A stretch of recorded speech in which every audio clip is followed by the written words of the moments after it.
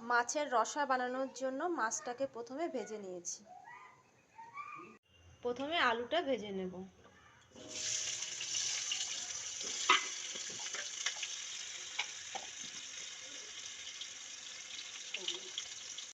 আলু ভাজা হয়ে গেছে, এবার তুলে নেব। আলু ভাজা তেলের মধ্যেই ফোড়নে দেব জিরে, শুকনো লঙ্কা, তেজপাতা।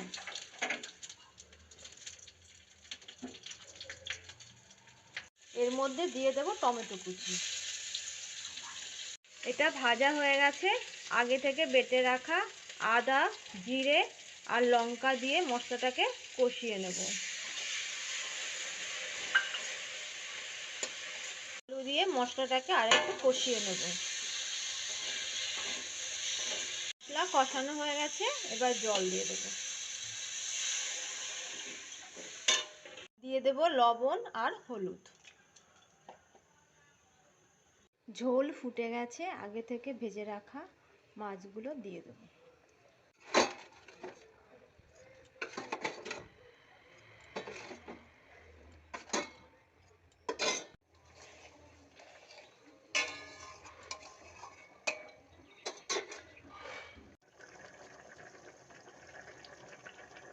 মাছের ঝোল হয়ে গেছে, এবার গরম মশলা দিয়ে নামিয়ে নেব।